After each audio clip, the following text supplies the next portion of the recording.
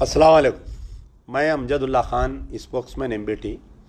जैसा कि आप लोगों से वादा किया गया था कि आज मैं आपके दरमियान में लाइव आकर दो मुद्दों पर आपसे गुफ्तगू करना चाह रहा था। पहला मुद्दा ये है कि कल जो है मजलिस इत्तेहादुल मुस्लिमीन का अहिया का 65वां साल मनाया गया है और मोहम्मद खदीर ख़ान जो मेदक पुलिस के जुल्म का शिकार होते हुए जिसको मार दिया गया है उसके बारे में आपको अपडेट देने का था। पहले तो मजलिस इत्तेहादुल मुस्लिमीन के अहिया के बारे में मैं आपको बतलाना चाहता हूँ कि मजलिस इत्तेहादुल मुस्लिमीन क़ायम होकर 65 साल नहीं हुए, बहुत साल हुए। कायद मिल्लत नवाब बहादुर यार जंग अलैहिर्रहमान हिंदुस्तान की आज़ादी से पहले, जबकि यहाँ पर निज़ाम का दौर था, जब मजलिस इत्तेहादुल बैनुल मुस्लिमीन का क़याम अमल में लाया था। बाद में उसको मजलिस इत्तेहादुल मुस्लिमीन में तब्दील किया गया, बाद में उसको ऑल इंडिया मजलिस इत्तेहादुल मुस्लिमीन का नाम दिया गया।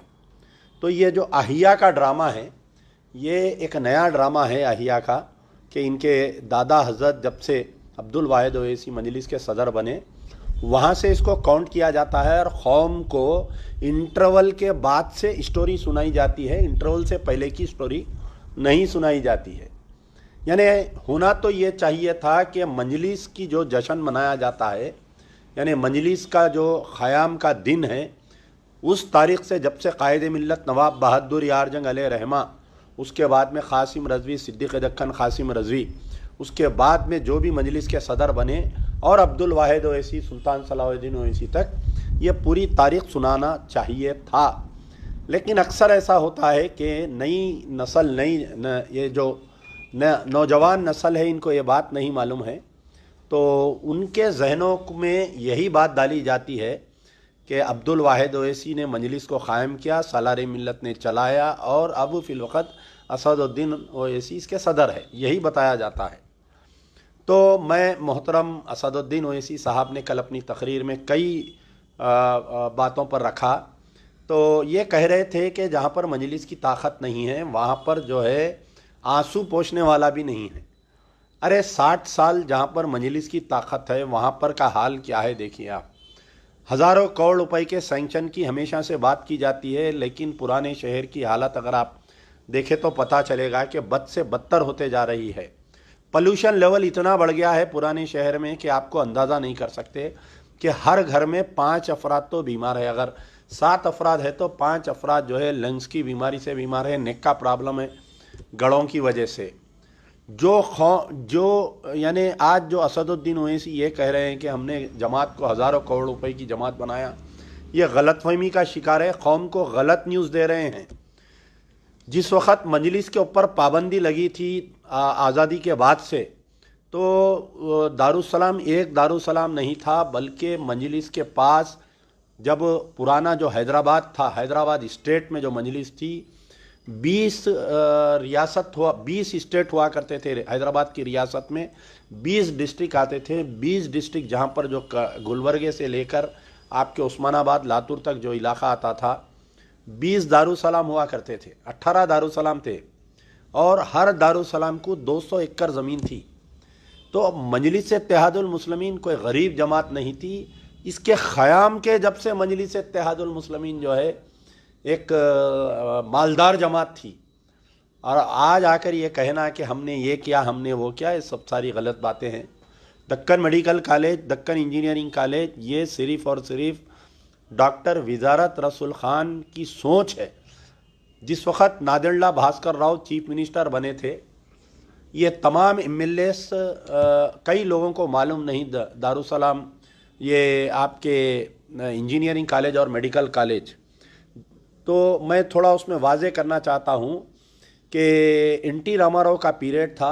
NT रामाराव ने ये चारों MLAs को, ख्वाजा अबू सईद जो याकूतपुरे के MLA थे, और हमारे कारवान से सैयद सज्जाद साहब MLA थे, डॉक्टर विजारत रसूल ख़ान साहब आपके आसिफ नगर के MLA थे, गाजी मिल्लत चंद्रायन गुट्टे के थे, चार मीनार से सुल्तान नहीं चंद्रायन गुट्टे से गाजी मिल्लत अलहाज मोहम्मद अमानुल्लाह खान, चार मीनार से सुल्तान सलाहुद्दीन ओवैसी, ख्वाजा अबू सईद याकूतपुरे से, कारवान से बाखर आगा साहब MLA थे। चारों MLAs को काले पानी की सज़ा में भेज दिए थे अंडमान निकोबार आइलैंड में। रात रात तख्ता पलट हुआ। इंदिरा गांधी, गवर्नर रामलाल, यहाँ पर गवर्नर रामलाल थे आंध्र प्रदेश में, और नादेंड्ला भास्कर राव को रातें रात चीफ मिनिस्टर बनाया गया। और ये 4-5 MLA का, क्योंकि डॉक्टर विजारत रसूल खान को गिरफ्तार नहीं किया गया था, तो डॉक्टर विजारत रसूल खान जो है यहाँ के MLA थे आसिफ नगर के, उनको गिरफ्तार नहीं किया गया था। तो नादेंड्ला भास्कर राव चीफ मिनिस्टर उनसे बात करने के लिए बुलाए और बोले कि मजलिस की तायीद हमको देना चाहिए। तो विजारत रसूल खान ये शर्त रखे थे कि मेडिकल कॉलेज देना और इंजीनियरिंग कॉलेज देना। जिस वक्त इन MLAs को वापस छुड़ा कर लेकर आए, वहीं अपने दफ्तर CM के ऑफिस में बैठकर एक पेपर पे एप्लीकेशन दिए और उनका परमिशन मिल गया था। जब सुल्तान सलाहुद्दीन ओवैसी और दीगर MLAs को हेलीकॉप्टर से वापस लाए, बेगमपेट एयरपोर्ट से हैदरगुड़ा घर पर लाए जुलूस की शक्ल में, मैं भी उसमें मौजूद था। जब विजारत रसूल खान जाकर सुल्तान सलाहुद्दीन ओवैसी को फ़ाइल पेश किए, तो फाइल उठाकर मुंह पे फेंक दिए, बोले कि ये कॉलेजेस कौन चलाएंगा। बाद में ये कॉलेजेस को जो है इसका एफिलिएशन फिर से NT रामाराव जब चीफ मिनिस्टर बने तो ये कॉलेजेस का एफिलिएशन रोक दिए थे। तो ये विजारत रसूल खान अपने 30 प्रॉपर्टीज़ को गिरवी रखते हुए, यानी एज ए गारंटर रखते हुए कॉलेज का परमिशन लेकर आए और 1 साल तक कॉलेज चलाए। बाद में खान लतीफ़ खान दिलीप कुमार से बात करके, दिलीप कुमार NT रामाराव से बात करके इस कॉलेज का एफिलिएशन दिलाए, NOC दिलाए। तो ना तो उसमें अकबरुद्दीन ओवैसी का कोई रोल था, ना तो उसमें असदुद्दीन ओवैसी का कोई रोल था।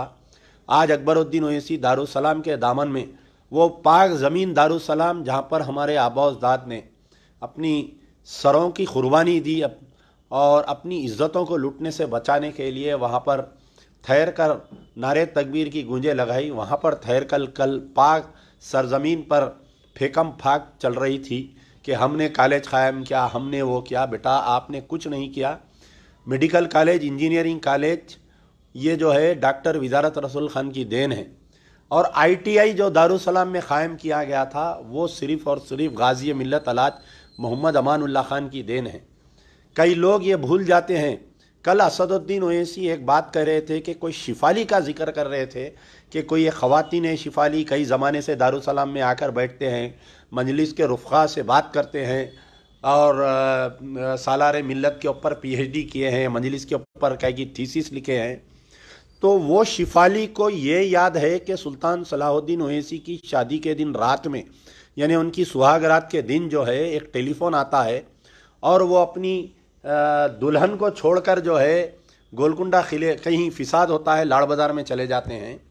वो शिफाली को ये याद नहीं है कि 11 महीने जब मजलिस इत्तेहादुल मुस्लिमीन पर पाबंदी लगाए थे, तो फ़ख्र मिल्लत अब्दुल वाहिद ओवैसी और सुल्तान सलाहुद्दीन ओवैसी को जेल में डाल दिया गया था।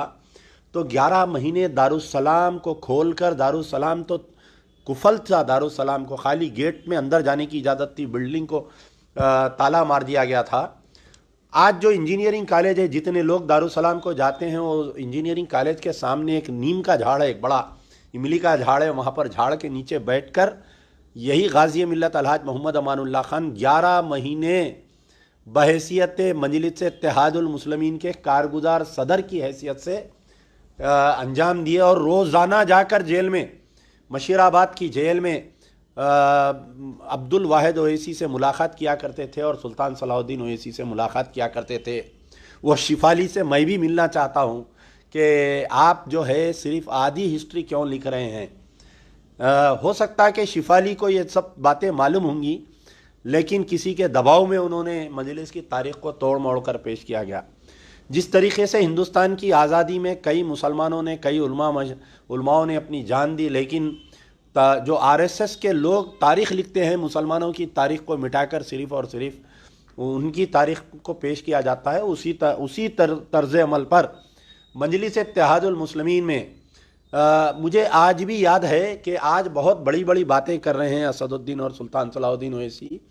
मेरी इस बात की गवाही मुमताज़ अहमद खान MLA अभी बक़ायदे हयात है, वो देंगे कि मरहूम मोतमद मजलिस इत्तेहादुल मुस्लिमीन ग़ुलाम गौस खान साहब जो मुग़लपुरे में रहते थे, 25 साल बग़ैर तनख्वाह के सिर्फ रिक्शे का किराया लेते थे। बेचारे मुग़लपुरे से दारुसलाम आते थे, दारुसलाम से मुग़लपुरा आते थे। अक्सर जो है मुमताज़ अहमद खान साहब उनको रिक्शे का किराया देते थे क्योंकि वो मुमताज़ अहमद खान के महल्ले में रहते थे। तो वैसे आदमी जो ग़ुलाम गौस खान साहब मोतमद मजलिस इत्तेहादुल मुस्लिमीन का इंतकाल हो गया था, तो उनके इंतकाल में मजलिस के सदर सुल्तान सलाहुद्दीन ओवैसी नहीं आए। उनकी लड़की कहीं हुमनाबाद में शादी करके दिए थे। हुमनाबाद से आने के लिए 1 दिन का वक्त लगा। उनकी मोहतार रखने के लिए बर्फ़ के लिए पैसे नहीं थे उनके पास। यही जब गाजी मिल्लत को मालूम हुआ, अमानुल्लाह खान साहब को, मुमताज़ खान साहब से कहे, मुमताज़ खान साहब जाकर उस मोहता में 200 रुपये उस वक़्त में देकर बर्फ़ मंगाए और पलंग मंगाए, उनकी मोहता का इंतज़ाम किए। तो आप अपने आबाउजदाद को कैसा याद कर सकते हैं असदुद्दीन ओवैसी? आप मजलिस की तारीख़ से वाकिफ़ नहीं है। आपका तो पालन पोषण लंदन में हुआ, आपके भाई का पालन पोषण जो है कभी मेडिसन के नाम पे गुलबर्गे में, कभी अमेरिका में, कभी लंदन में हुआ आप लोगों का पालन पोषण। तो आपको मजलिस की तारीख़ नहीं मालूम है। असदुद्दीन ओवैसी ने एक बात कही कल के मरहूम गौस के बारे में जो बात कही है, मैं उसका आईनी शाहिद हूँ। बल्दिया का इजलास चल रहा था, मुझे एक फ़ोन आया कि मांगोड़ बस्ती में जो है आसिफ नगर में फिसाद हो गया है और उस वक़्त का एमएलए नागेंद्र था। अभी भी नागेंद्र बक़ैद हयात है, ज़िंदा है और एमएलए है। उन्होंने फिसादात के दौरान जिस मुकाम पर नागेंद्र थे और सामने जो है गौस कौन थे कि गौस जो है मजलिस की खिदमत के लिए उन्होंने शादी भी नहीं किए, दिन और रात जो है दारुस्सलाम में रहते थे, खिदमत करते थे। उनको काउंसलर के टिकट से भी महरूम कर दिया गया था। कई मरतबा वो काउंसलर का टिकट पूछे, उनको नहीं दिए। लेकिन फिसादात में नागेंद्र के इशारे पर, मैं ऑन रिकॉर्ड बोल रहा हूँ ये बात, मैं नागेंद्र के इशारे पर गौस को गनेटा डाल के मार दिया गया, शहीद कर दिया गया। वो गौस जिसको मजलिस का जो एक सिपाही था, कल असदुद्दीन ओवैसी गौस के बारे में कह रहे थे, तो मैं असदुद्दीन ओवैसी से सवाल करना चाहता हूं कि असदुद्दीन ओवैसी, क्या तुमको शर्म नहीं आई कि गौस के खातिल से तुमने हाथ मिलाया? गौस के खातिल आज जो पार्टी में टीआरएस में तुम उसका साथ दे रहे हो, तुम कम से कम टीआरएस का साथ देते हो, खत बोलना था साहब तुम्हारे पास ये नागेंद्र है, हम नागेंद्र से हाथ नहीं मिला सकते।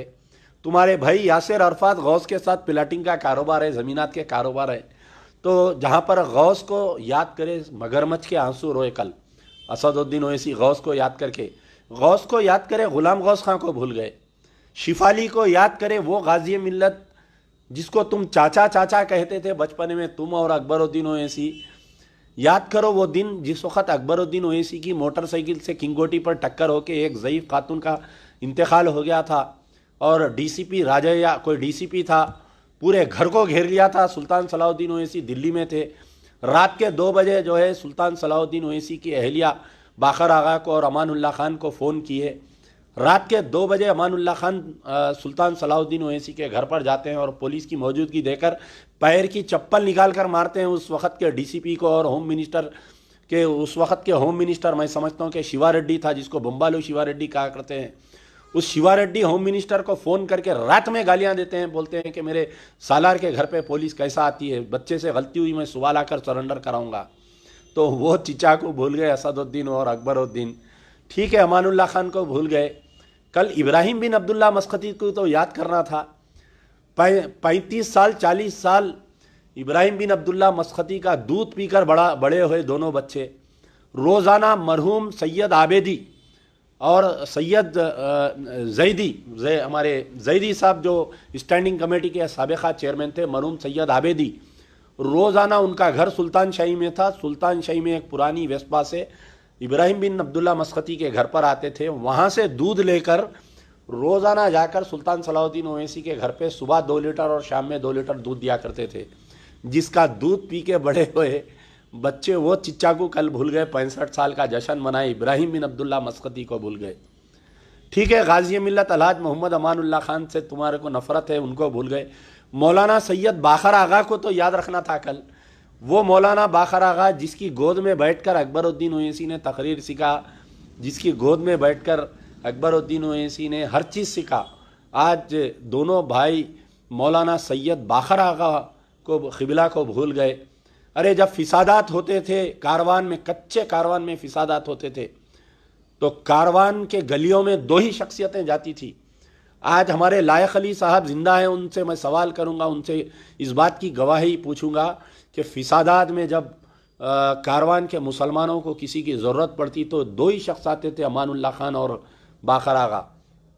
बन्नाके पर फिसाद हुआ, मजलिस के सदर को गोली मार दी गई, 3 घंटे तक कोई लाश उठाने वाले नहीं थे। यही बाकर आगा और यही अमानुल्लाह खान ईदी बाज़ार जाकर बन्नाके से जो फायरिंग हुई थी, ईदी बाज़ार में जो मजलिस के सदर थे, जो गुम्बद की मस्जिद है उस मस्जिद की कमेटी के भी सदर थे, उनकी लाश को उठाने वाला कोई भी नहीं था। सिर्फ 2 शख्सियतें गए और 65 साला जश्न में असदुद्दीन अकबरुद्दीन वो शख्सियतों को भूल गए जिसको गोली मारकर शहीद कर दिया गया था मजलिस के। और क्या क्या बातें याद दिलाऊं, वो शेफाली को मैं मिलना चाह रहा हूं कि आपने मजलिस की तारीख सिर्फ अवैसी प्राइवेट लिमिटेड के ऊपर लिखी है, मजलिस इत्तेहादुल मुस्लिमीन पर कोई तारीख नहीं लिखी गई है। असदुद्दीन ओवैसी को कल जो है कई लोग याद आ गए।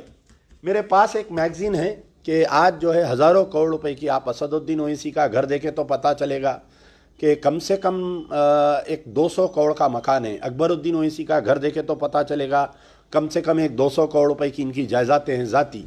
और बार बार असदुद्दीन ओवैसी ये कह रहे थे कि मेरे ज़ाती सरफे से, मेरे ज़ाती सरफे से, मेरे ज़ाती सरफे से। मैं पिछले कई सालों से पूछ रहा हूँ कि आपका कारोबार क्या है, आपका ये आपकी इनकम क्या है जो आप आपके ज़ाती सरफे से स्कूल की बिल्डिंग बनाए। जिस वक्त दवाखाने का ख़याम आया था, सुल्तान सलाहुद्दीन ओवैसी यही कहते थे कि दक्कन मेडिकल कॉलेज और असरा हॉस्पिटल में जो है फ्री में इलाज होगा। मैं चैलेंज करने के मौक़िफ़ में हूँ कि एक भी मरीज़ को पेश करो जिसको डिस्काउंट दिया गया है। फ्री का इलाज तो दूर की बात है। कोविड में कितना लूटे मुसलमानों को। आज दारुसलाम कोऑपरेटिव बैंक में मैं चैलेंज करने के मौक़िफ़ में हूँ कि 70% ग्रेटर हैदराबाद के मुसलमानों के अगर जेवरात कहीं रहन हैं, कहीं घरों के पेपरा रहन हैं, तो वो है दारुसलाम बैंक है। तो आप बतलाइए, आज स्कूलों का ढंडोरा पीट रहे हैं कि मैं 10,000 बच्चों को फ्री में पढ़ा रहा हूँ। कल ये सिर्फ और सिर्फ जो है थोड़े दिन की मेहमान है, थोड़े दिन के बाद में जो है ये स्कूलों में भी वही जैसा कारपोरेट गौतम स्कूल है, जैसा वो स्कूल है, वो कारपोरेट इदारे बन जाएंगे। ये इसमें भी फीसों का चलन हो जाएगा। अभी भी सिर्फ एक बच्चे को दे रहे हैं, बाकी के 3-4 बच्चे अगर है तो उनको नहीं दिया जा रहा। ये रही स्कूलों की तारीख। मेरे पास एक मैगज़ीन है, मोहतरम Asaduddin Owaisi, Akbaruddin Owaisi, the news magazine, April 2014 की मैगज़ीन है। मैं ज़्यादा आपको तकलीफ़ नहीं देना चाह रहा था, लेकिन आपकी जो फेकम फाक तकरीर है उसके ऊपर है, high court confirm late Salar a land grabber in 2007, defence land was grab. ये एक लंबी तवील तारीख है कि सुल्तान सलाहुद्दीन ओवैसी को हाई कोर्ट ने लैंड ग्रैबर करार दिया था। ये अमजदुल्ला खान नहीं बोल रहा हूँ, मैं नहीं बोल रहा हूँ, ये मैगज़ीन है, आप लोग देख सकते हैं, द न्यूज़ मैगज़ीन है। तो आप बताइए कि आज जो है आप एक अपने आप को फरिश्ते बनाकर पेश कर रहे हैं। तवील तारीख है कि इसका केस कैसा चला और क्या हुआ। असदुद्दीन ओवैसी कल कहे कि हम उन शुहदाओं के साथ हैं, तो मैं उनसे जानना चाह रहा हूं कि कल आले इनकाउंटर का जिक्र करे। असदुद्दीन ओवैसी एक जिक्र करते हुए कहे कि जुनैद और नासिर को जो काटमिका के हरियाणा शहर में मार दिया गया, मैं वो बदबख्त हूँ, मैं वो हूँ कि मैं उनके मकान पर गया और वहाँ पर जाने पर जुनैद के 7 बच्चे मेरे से सवाल करे कि असदुद्दीन ओवैसी कि हमारा क्या होगा बोलकर। जुनैद के घर वाले बच्चे इनसे सवाल करे। जुनैद का एक भाई जो पागल है, उसके भी 6 बच्चों की जिम्मेदारी जुनैद पर थी। नासिर जो शहीद हुआ उसको भी कौन देखेंगे। तो मैं आज असदुद्दीन ओवैसी से ये सवाल कर रहा हूँ कि मुस्तफ़ाउद्दीन, शेख मुस्तफ़ाउद्दीन को जिसको आर्मी गैरिसन में ज़िंदा जलाकर मार दिया गया, उसके ये शेख मुस्तफ़ाउद्दीन है। असदुद्दीन ओवैसी आज शेख मुस्तफ़ाउद्दीन की वालिदा और शेख मुस्तफ़ाउद्दीन की बहन और भाई, ये तेलंगाना अलग होने के बाद में, मैं अभी इसकी तारीख बोलूँगा आपको,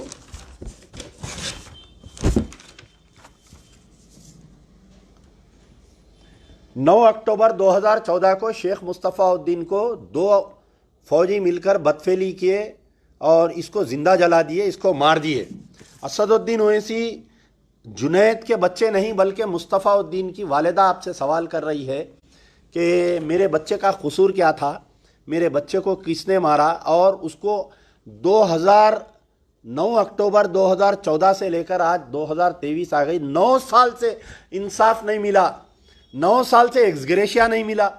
तो आज तुम जो है आलेर इनकाउंटर की बात कर रहे हैं। ठीक है, ये वाक़या मुस्तफ़ाउद्दीन का हो गया। आलेर इनकाउंटर का आप जिक्र करें तो आलेर इनकाउंटर में जिन 5 लोगों को मार दिया गया, आलेर इनकाउंटर 7 मई 2015 को हुआ। असदुद्दीन ओवैसी, जुनैद के बच्चे आपको सवाल कर रहे हैं। आलेर इनकाउंटर में एक डॉक्टर हनीफ को मार दिया गया, मशीराबाद से ताल्लुक़ रखने वाला डॉक्टर हनीफ, जो एक गुजरात का रहने वाला था, हैदराबाद में शादी करके था।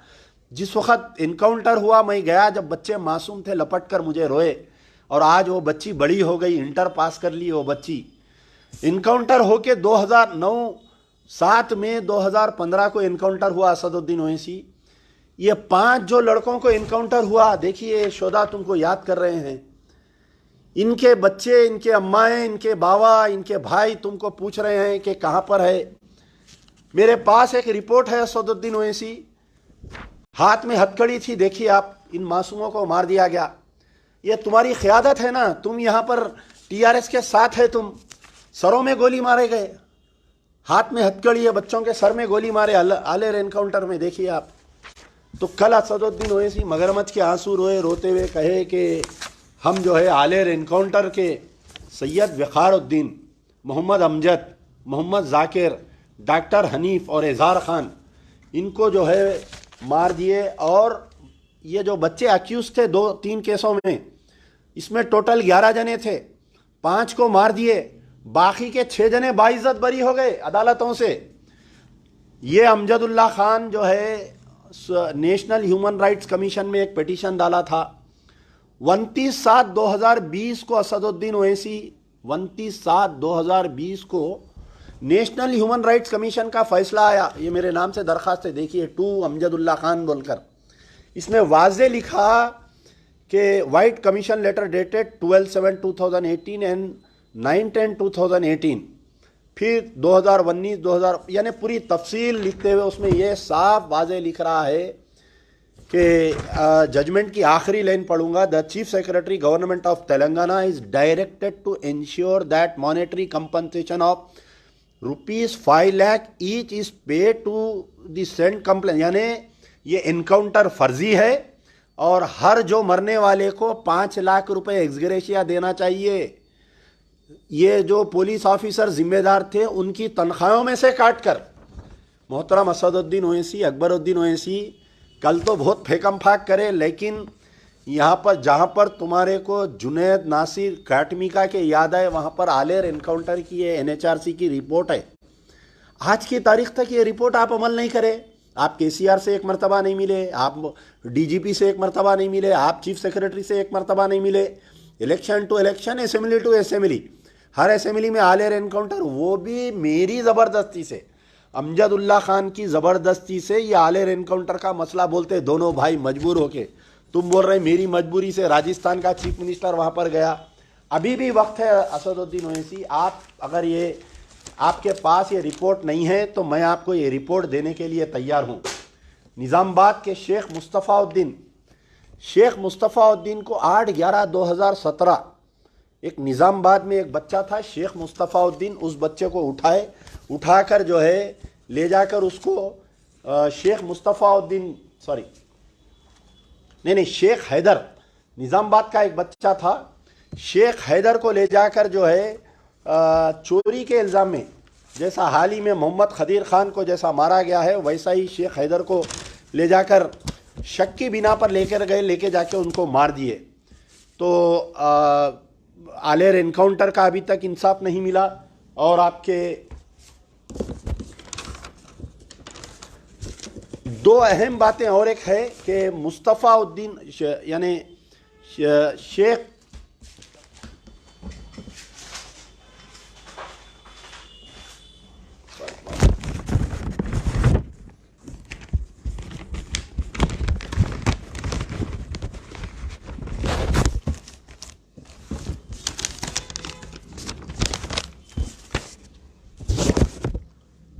तेलंगाना अलग होने के बाद से लेकर आज की तारीख तक, पुराने बातें छोड़ दीजिए, सबसे पहले किशनबाग राइट्स हुआ, किशनबाग में 4 बच्चों को मार दिए, कमीशन बिठाए, आज की तारीख तक उसकी रिपोर्ट टेबल पे नहीं आई। मुस्तफ़ाउद्दीन का वाक़या हुआ, आज की तारीख तक इंसाफ नहीं मिला। आलेर एनकाउंटर में NHRC की रिपोर्ट आई, आज की तारीख तक उनको इंसाफ नहीं मिला। वरंगल में एक मुजफ्फरनगर के साकिन को यही क्वेश्चनिंग के बहाने ले जाकर वरंगल पुलिस की टार्चर से उसका दम टूट गया, उसको आज तक इंसाफ नहीं मिला।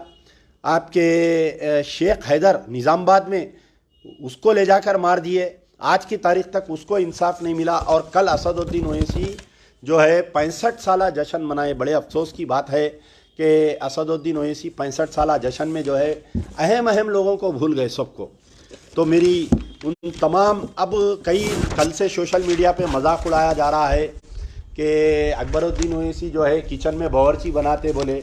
ठीक है, अकबरुद्दीन ओवैसी अगर ये बोलते कि मैं कोई पंचर जोड़ने वाले के बेटे को डॉक्टर बनाऊंगा, रिक्शे वाले के बेटे को डॉक्टर बनाऊंगा, मेरे बेटे को इलेक्ट्रॉनिक ऑटो दे के बावर्ची बनाऊंगा, तो लोग यकीन करते हो भाई ठीक है, पहले अपने बेटे को पायलट बेसिस पे आप करो।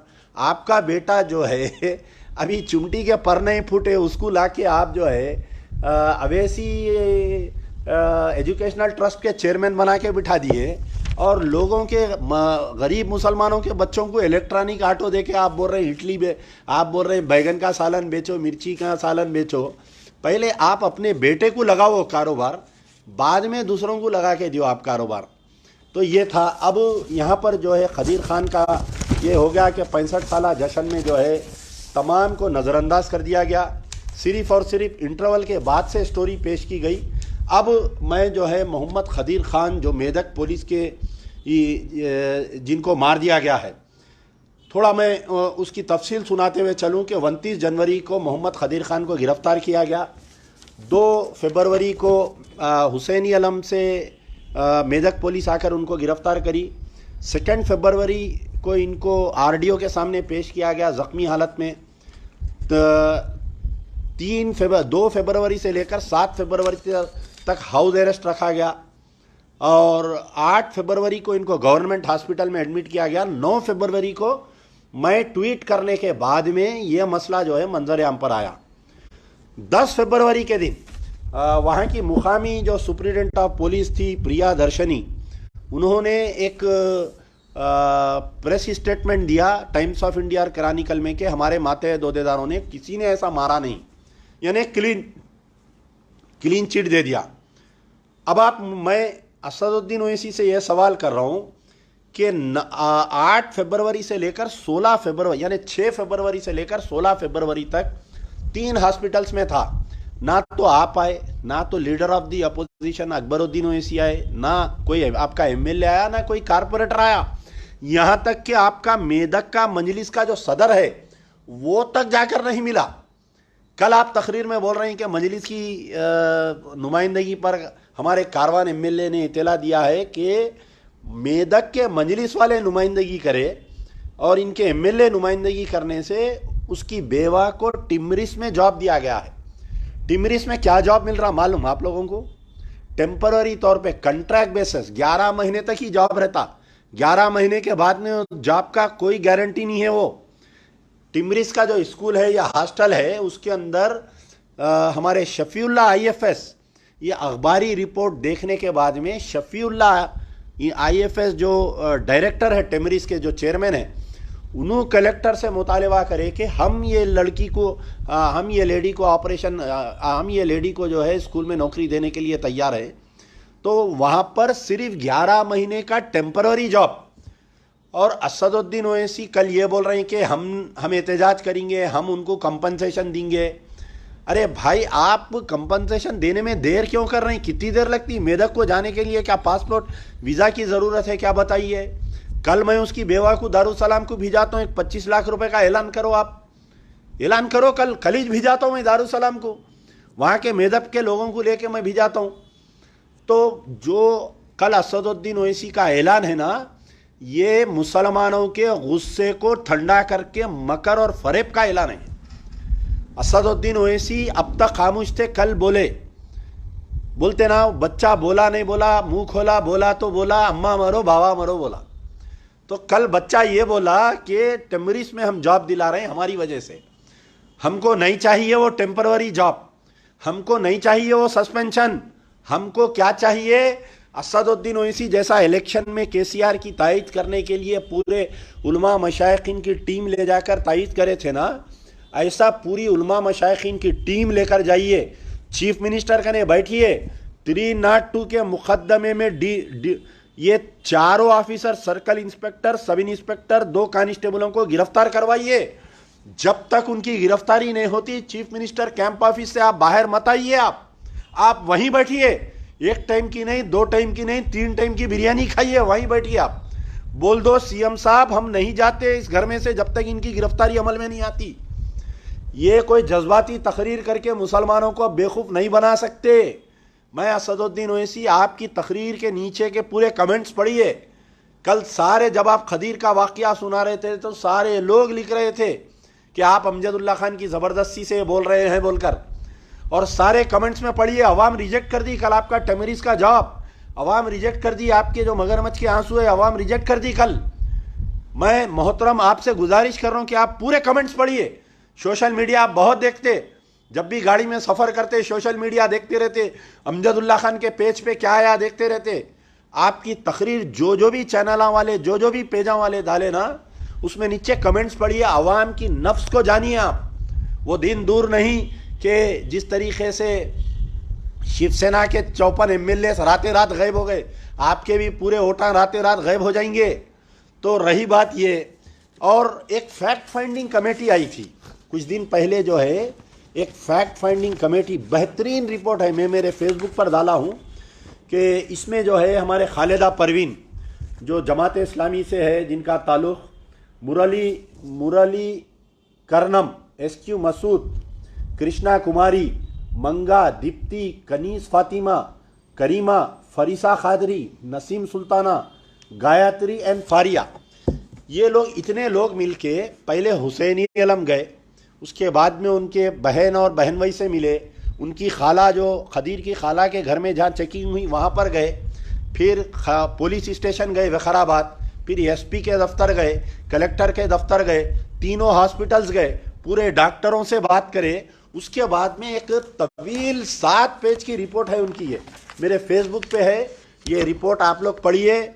मैं गुजारिश कर रहा हूँ हमारे असदुद्दीन ओवैसी, अकबरुद्दीन ओवैसी, बांकड़े पहलवान, बड़े बड़े तकरीरा करते तुम, मैं तख्त पे लिटा देता हूँ, तख्त पे बिठा देता हूँ। तो मैं वो बांकड़े पहलवान अकबरुद्दीन ओवैसी से गुजारिश कर रहा हूँ कि तुम ये 4 पुलिस वालों को गिरफ्तार करके बताओ। मैं आज ओपन चैलेंज कर रहा हूँ, असदुद्दीन, अकबरुद्दीन, तुम अगर वाकई सालार मिल्लत की औलाद है, सालार मिल्लत के अपने आप को जानशीन बोल रही, मजलिस के जियाले कैसे कैसे सदरा गुजरे, उनके तुम अगर जानशीन बनना चाह रही, मुस्लिम क़यादत के दावेदार है, तो मैं अमजदुल्ला खान तुमको चैलेंज कर रहा हूं कि ये चारों, ये सर्कल इंस्पेक्टर, सब इंस्पेक्टर और दोनों कांस्टेबलों को इक़दाम क़त्ल में ये क़त्ल के मुक़दमे में गिरफ्तार करके बतलाओ। ये अमजदुल्ला खान का चैलेंज है। ये फैक्ट फाइंडिंग रिपोर्ट पढ़ो। ये तुम असदुद्दीन ओवैसी, तुम खुद बैरिस्टर है, बार एटला करे हुए है, तुम खुद जाके बहस कर सकते हैं हाई कोर्ट में। हाई कोर्ट सो मोटो एक्शन लिया है। हाई कोर्ट 14 तारीख के दिन रिपोर्ट पेश करो बोला, 14 मार्च को उसका रिपोर्ट आने वाली है। आज की तारीख तक FIR नहीं हुआ। मालूम मुसलमानों, ये अमजदुल्ला खान का पुकारा तुम सुनो। अमजदुल्ला खान कोई दीवाना नहीं है, पागल नहीं है। अमजदुल्ला खान का दिल तड़प रहा है।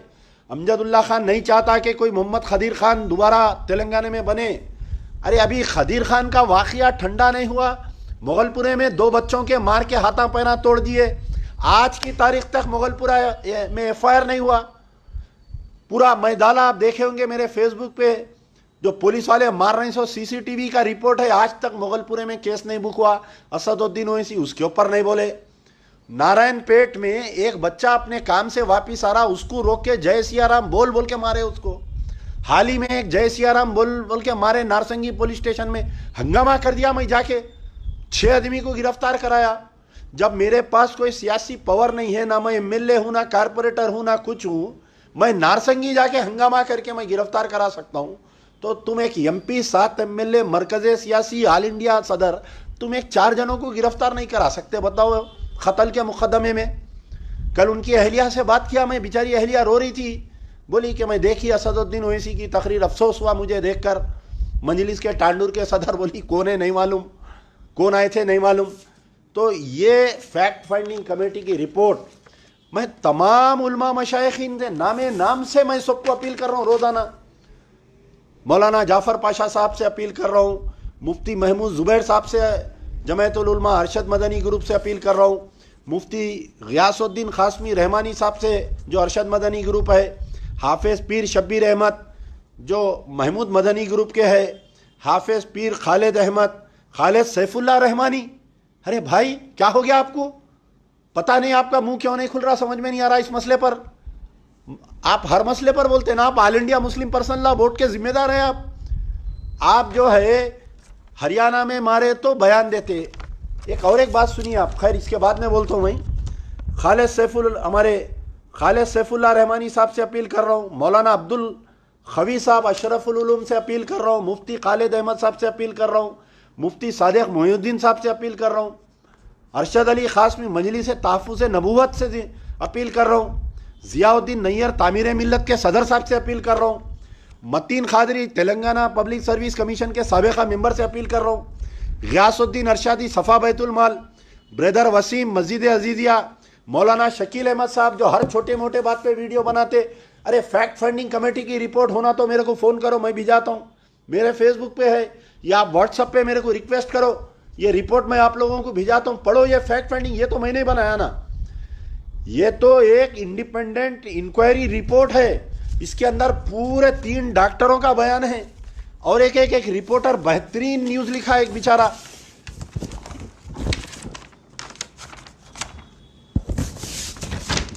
एक अजय तोमार साउथ फर्स्ट बोल के, जो पढ़े लिखे बच्चे हैं, आप गूगल पे जाके सर्च करो, या नहीं तो अजय तोमर के ट्विटर पे जाके आप उसकी रिपोर्ट पढ़ो। आप ये मोहम्मद खदीर खान के इशू में तफसीली रिपोर्ट, एक डॉक्टर जो इसको एग्जामिन करा 3 हॉस्पिटलों में, पूरों का बयान है उसमें रिपोर्ट में कि कितने % इंजरीज थी, उसके गुर्दों को कितना डैमेज करा गया उसके सब। और एक बात मुसलमानों, तेलंगाना के तमाम मुसलमानों से मैं एक बात उनसे सवाल कर रहा हूँ कि हिंदुस्तान में कोई भी वाक़या पेश आता तो जो मरकज़ी मुस्लिम लीडर्स है सब बयान देते, कश्मीर में मुसलमानों पे जुल्म हुआ, दिल्ली में मुसलमानों पे राइट्स हो रही, या हरियाणा में जुल्म हो रहा, राजस्थान में जुल्म हो रहा, तो जमायतुल उलमा के 2 बड़े कायदीन मौलाना अरशद मदनी और मौलाना अरशद मदनी और हमारे महमूद मदनी साहब, ये दोनों बयान देते ना भाई। तेलंगाना में कुछ भी वाक़या हुआ तो क्यों नहीं देते भाई ये लोग? क्या तेलंगाना में मुसलमान नहीं है? ऐसा क्या असदुद्दीन ओवैसी का डर होगा ये दोनों पे देखो जो बयान नहीं देते? All India Muslim Personal Law board की जो मरकज़ी क़यादत है, कोई भी इश्यू हुआ तो बयान देते, कलकत्ते में जुल्म हुआ तो बयान देते, आपके बिहार में मुसलमानों पे जुल्म हुआ तो बयान देते, जाते एक टीम जाती बाज़ाब्ता। अब हाल ही में जो ये राजस्थान में वाक़या पेश आया, राजस्थान के 2 लोगों को जो हरियाणा में लेके जाके मार दिए, बाज़ाब्ता All India Muslim Personal Law Board का एक मरकज़ी कायदीन का वफद वहाँ जाके मुलाकात किया। तो all India Muslim Personal Law board वाले जो मरकज़ी कायदीन हैं, तेलंगाना को क्यों नहीं आते? क्या हम मुसलमान नहीं है, हम नमाज नहीं पढ़ रहे, हम कलमा गो भाई नहीं है? अरे तुमको असदुद्दीन ओवैसी का इतना क्या डर है all India Muslim Personal Law board को समझ में नहीं आ रहा। तेलंगाना में तकरीबन 200 मेंबर है, तेलंगाना में पूरे तेलंगाना स्टेट में all India Muslim Personal Law board के इजलास होता, हम उनकी मेहमान नवाजी करते, यहाँ पर all India Muslim Personal Law Board का इजलास होता, हमारे हैदराबाद के सरमाएदार उनके लिए लाल गालीन बिछा देते, 5 स्टार होटल बुक करा देते, प्लेनों के टिकटा दे के बुलाते, सब करते। लेकिन हम जब मजबूरी में रहे, हमारा जब कत्ल हो रहा, हमारी जब इज्जतें लूट जा रही, तो कभी all India Muslim Personal Law board नहीं बोलता। अब रियासती उलमा मशाइखीन का तो अब मैं क्या बोलूँ, बोलिए आप। कोई एक आदमी बयान देने के लिए तैयार नहीं है, कोई एक शख्स। मुझे मौलाना खालिद सैफुल्लाह रहमानी से मैं बार बार अपील कर रहा हूँ, अरे मौलाना आप all India Muslim Personal Law board के आप इतने जिम्मेदार है, एक मीटिंग बुलाओ, चीफ मिनिस्टर को लेटर लिखो, आप बोलो कि मोहम्मद खदीर खान के वाक़े में अभी तक क्यों गिरफ्तारी नहीं हुई, बोल के लेटर लिखो, आप एहतजाज करो, आप जाके मिलो। नहीं मिल रही। खाली जमात इस्लामी के हामिद मोहम्मद खान साहब कहाँ की एक करीमनगर में बैठे एक TRS के लीडर के घर में वहां से एक बयान दे दिए कि मैं डीजीपी से टेलीफोन पे बात करा। वाह वाह वाह वाह, क्या नुमाइंदगी हो रही देखिए आप मुसलमानों की। हामिद मोहम्मद खान साहब, आपके अफराद खानदान के साथ ऐसा होता तो आप टेलीफोन पे बात करते थे? बताओ, आप हंगामा कर देते, रोड पे निकल जाते आप। आपके साथ हुआ तो ऐसा, दूसरों के साथ हुआ तो ऐसा। जमात इस्लामी के एक अहम रुकन है हमारे मलिक मोहतशिम अली खान साहब, जो वक्फ बोर्ड के मेंबर भी हैं। जमात इस्लामी की टीवी पे उनका एक इंटरव्यू आया, मैं देख रहा था। पूरे इंटरव्यू में जो है मरकज के बातें कर रहे हैं, दिल्ली के, हरियाणा के, यहाँ के, वहाँ के। तेलंगाना की गुफ्तगू कुछ नहीं कर रहे हैं बेचारे। अरे आप तेलंगाना में हैं, आप जो है कविता के खिलाफ में इलेक्शन लड़े थे, कॉम्प्रोमाइज में आपको जो है वक्फ बोर्ड की रुकनियत मिली, हजारों करोड़ रुपए की जायदादें लुट जा रही, आप खामोश बैठे हुए हैं। अरे कम से कम मोहम्मद खदीर खान के इशू पर तो आप जमात के रुकन है, बोलिए आप नहीं बोलते। जामे निज़ामिया में इतने बड़े बड़े दीनी दर्जगाह है, इतने बड़े बड़े उलमा मशाइखीन हैं, कोई बयान नहीं। अंजुमन खादरिया में सिर्फ एक अली खादरी साहब बयान दिए, बाकी के सब लोग खामोश बैठे हुए हैं। तमाम लोगों से मेरी गुजारिश है भाई कि क्या मोहम्मद खदीर खान अपना भाई नहीं था क्या? बताओ आप, क्यों ऐसा खामोशी बैठे हुए? अरे अब तो आपके सदर साहब दे दिए ना साहब बयान, कल असदुद्दीन ओवैसी। अब तो आप लोगों का डर खौफ निकल जाना चाहिए, अब सब बयान देना। अब अरे चलो असदुद्दीन ओवैसी बोल दिए, हमारे को ग्रीन लाइट आ गई, अब हम बयान दे सकते बोल के। कल तक असदुद्दीन ओवैसी बयान नहीं दिए बोल के डर रहे थे, अब तो उन्होंने भी मगरमच्छ के आंसू रो लिए, अब आप लोग भी बोलिए। हुकूमत में मुसलमानों की साख गिरते जा रही, दिन पे दिन। कल के दिन ऐसा होगा कि रोज एक बच्चे को लेके जाएंगे, मारेंगे पुलिस स्टेशनों में, अगर आप लोग बयान नहीं देंगे तो मेरा ये अब ख़त्म करने से पहले हमारा मुतालबा है कि मोहम्मद खदीर खान का जब तक सिटिंग हाई कोर्ट की इंक्वायरी नहीं हुई, मैं बोलना भूल गया था, जो सैयद शहजादी नेशनल कमीशन फॉर माइनॉरिटीज़, जो मरकज़ की अक़लियती कमीशन की मेंबर है, उन्होंने आए थे आज से 2 दिन पहले तो उन्होंने एक स्टेटमेंट दिए थे कि कलेक्टर के बाजू बैठ के ये बोले, एसपी और कलेक्टर के ऐसे तो वाक़यात होते हैं, सारी हम पुलिस को जिम्मेदार नहीं करार दे सकते, इस वाक़े की तहकीक़ात करना। बाद में जब उनको हकीकत पता चली, उन्होंने कलेक्टर से ये पूछे कि आप एक्सग्रेशिया का ऐलान करें, तो मुझे नहीं मालूम, चीफ सेक्रेटरी को मालूम। एसपी को पूछे कि FIR इशू हुआ, तो national commission for human rights के, कमीशन फॉर माइनॉरिटीज़ के एक मेंबर जो एक्टिंग चेयरपर्सन है, उसको जो है अभी तक भी FIR की कॉपी नहीं दिए पुलिस वाले। ठीक है, भले उन्हें बीजेपी की होंगी, उन्हें कुछ होंगी, मगर आज कौन सी सीट पे है? एक मरकजी नेशनल कमीशन फॉर माइनॉरिटीज़ की मेंबर है वो, तो वो मेदक को आ गई, लेकिन असदुद्दीन ओवैसी मेदक को नहीं गए अभी तक। आप बताइए, क्या असदुद्दीन ओवैसी के हाथ और पैर में मेहंदी लगी हुई है जो असदुद्दीन ओवैसी मेदक को नहीं गए अभी तक? आप दिल्ली जा रही, बोल रही कि मैं वो बदकिस्मत हूँ कि जाके मैं जुनैद के 6 बच्चों से मिला और उसके एक भाई से, नीम पागल से मिला। अरे आप 2 घंटे का रास्ता नहीं जा रहे हैं, आप 200 मील दूर जाके मिल के आ रहे हैं। आप क्यों जा रहे हैं मालूम? राजस्थान को बार बार, वहाँ पर कांग्रेस की सरकार है, कांग्रेस की सरकार बार बार बोल रहे हैं कि अशोक गहलोत नहीं आए अभी तक। अरे अगर कोई आप देखिए, दिशा का रेप हुआ, दिशा का मर्डर हुआ, तो चीफ मिनिस्टर आ गए, गवर्नर मैडम आ गए, महमूद अली आ गए, पूरे मिनिस्टर उसके घर पे आ गए। आप सवाल करो ना, आप गहलोत से कहीं को सवाल कर रहे हैं कि वहां पर जुनैद के घर पे नहीं गए बोल के। आप आपके चीफ मिनिस्टर KCR को सवाल करो कि अभी तक आप मोहम्मद अब्दुल खदीर की फैमिली से क्यों नहीं मिले? आप में दम नहीं है। मजलिस की क़यादत जो है जंगों की फौज हो गई, मजलिस की क़यादत। आप में दम नहीं है, वो क़यादत, वो सलाहियत पैदा करो जो गाजी मिल्लत अलहाज मोहम्मद अमानुल्लाह खान में थी। इक़्तिदार की आंख में आंख डालकर पूछते थे, चीफ मिनिस्टर वक्त के हुक्मरानों की आंख में आंख डालकर पूछते थे। आज की तारीख तक आप नहीं गए, आपके चीफ मिनिस्टर नहीं गए, आपके KTR साहब छोटे मोटे मसलों पे ट्वीट खेलते ना। फुटबॉल मैच हुआ तो ट्वीट करते, क्रिकेट मैच हुआ तो ट्वीट करते, फार्मूला 1 रेस हुआ तो ट्वीट करते। एक मुसलमान की जान चले गई साहब, नहीं करे ट्वीट। रिसेंटली एक डॉक्टर कोई सुसाइड करी, उन्हें एक मुसलमान को डाल दिया उसके अंदर केस में, हिंदू मुस्लिम कर दिया वो केस को। वो डॉक्टर सादिक है शायद, उसको डाल दिए केस में, उसकी फैमिली मेरे से रब्त कायम करी। हम उसका इन्वेस्टिगेशन कर रहे हैं, इंशाल्लाह हम उस डॉक्टर को मदद करेंगे, हम कानूनी मदद देंगे उसको। बच्चा इन्वॉल्व नहीं है उसमें, वो सुसाइड केस में। वो आप बताइए कि उसको डॉक्टर को जो है 30 लाख रुपए केस गिरेशिया, उसके अफराद ख़ानदान को सरकारी नौकरी RDO की, और हमको क्या बैगन, हमारे को क्या मिल रहा? मोहम्मद खदीर की अहलिया को टिमरिस में 11 महीने की टेम्पररी जॉब, एक ग्रेशिया नहीं। हमारे खातिलों को कोई सजा नहीं, उनको गिरफ्तारी नहीं। वो डॉक्टर जो सुसाइड करी, वो सुसाइड करी सो डॉक्टरनी के घर के अफराद खानदान को 30 लाख रुपए 3 मिनिस्टर हाउस के घर पे जाते, और वो मसले को हिंदू मुसलमान बना के एक मुसलमान डॉक्टर को गिरफ्तार कर दिया उसके अंदर। तो मेरा मुतालबा है कि खदीर का मामला हम छोड़ने वाले नहीं है।